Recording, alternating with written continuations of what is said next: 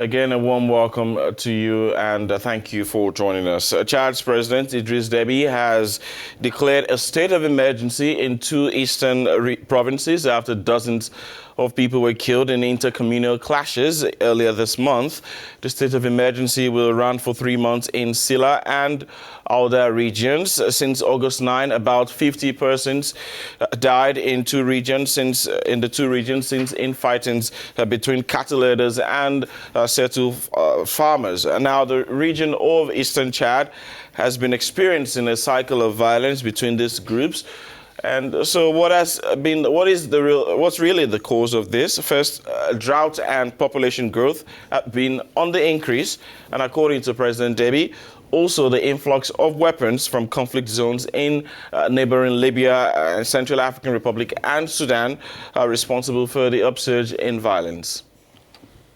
To add to that, the Chadian Convention for the Defense of Human Rights immediately condemned the president's instructions in a statement. Outraged by the call for the massacre of civilians, the NGO demands an immediate end to these abuses and believes that the President Deby is responsible for the genocide that is about to take place. President Deby warned against this at a press conference on 9th August. Avait averti ainsi le président Idriss Deby le 9 août dernier lors d'une conférence de presse.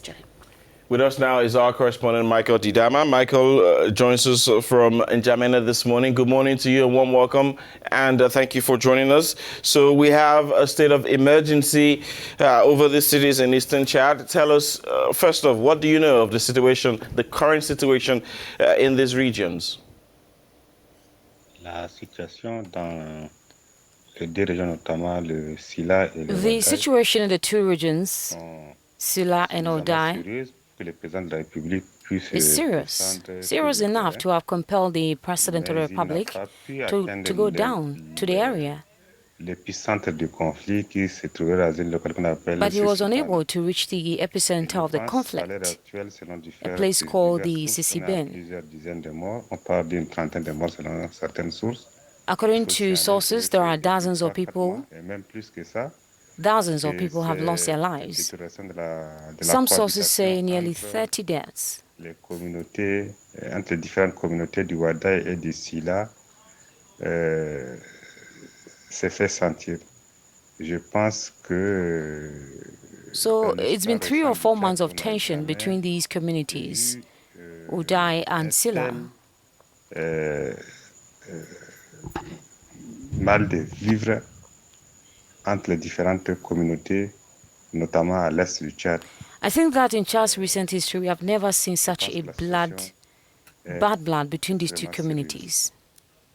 So what really can you tell us about what triggered these inter-community clashes?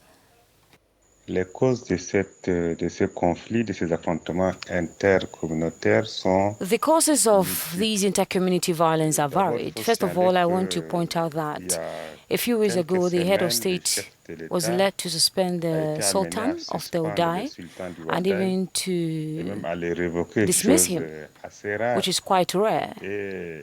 He was suspended for alleged incompetence. After this suspension,